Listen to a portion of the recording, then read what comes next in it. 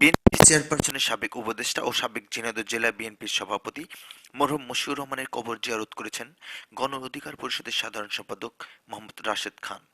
এ সময় তার সাথে কেন্দ্রীয় ড্যাব নেতা ও একাদশ জাতীয় সংসদ নির্বাচনে বিএনপির প্রার্থী ডাক্তার ইব্রাহিম রহমান বাবু, সাবেক ঝিনাইদহ সদর উপজেলা chairman advocate Abdul Alim, BNP নেতা ওয়াজিউল হক শরীফ, ছাত্রদল নেতা আল আমিন, মতিউর রহমান, নাহিদ হাসান বাপ্পি সহ বিএনপি ও গণ অধিকার পরিষদের নেতারা উপস্থিত ছিলেন। আমরা তাদের কাছে কৈফিয়ত চাইব, কেন আপনারা ব্যবস্থা নিলেন না? এখন কোনো পলিটিক্যাল সরকার ক্ষমতায় নাই, এখন একটি অন্তর্বর্তীকালীন সরকার।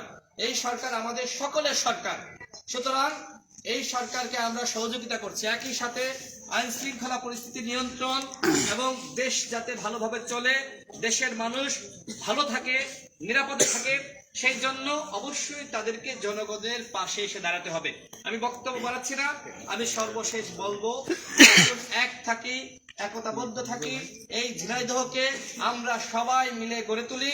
আমরা এই জেলার সন্তান, সুতরাং এই জেলা হবে দুর্নীতি মুক্ত, ঘুষ মুক্ত, মাদক মুক্ত, দখলদারিত্ব মুক্ত।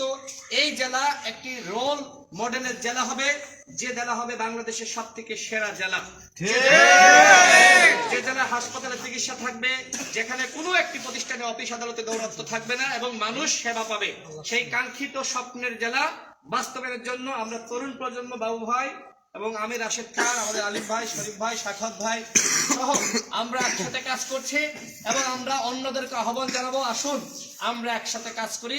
একসাথে কাজ করে আমরা আমাদের জেলাকে এগিয়ে নিয়ে যাই। আমাদের মতাদর্শ, মত পার্থক্য থাকতে পারে, কিন্তু জনগণের কল্যাণে যদি রাজনীতি করতে, কিন্তু জনগণের কল্যাণে আমাদেরকে একসাথে কাজ করতে হবে। এই জেলায় যতটুকু উন্নয়ন হয়েছে সেটা জনাব মশিউর রহমানের হাত ধরে, ইনশাআল্লাহ বাকি যতটুকু উন্নয়ন দরকার, মানুষের কল্যাণে কাজ করা দরকার, সেই অসমাপ্ত কাজ ইনশাআল্লাহ আমরা সবাই মিলে একসাথে করব। সবাইকে ধন্যবাদ। আসসালামু আলাইকুম।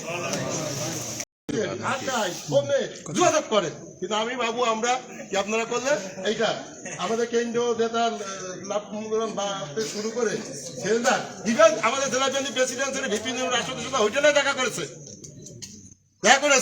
গোপনে গোপনে পানি খাওয়া আমরা প্রকাশ্যে সব বিশ্বাস করি না। আমরা মুনাফিকি বিশ্ব রাজনীতি আমরা বিশ্বাস করি না। ব্যাপার বুঝতে পেরেছেন? সেই জন্য আমরা যা করি কেন্দ্র সিরিজে প্রকাশ্যে আছি।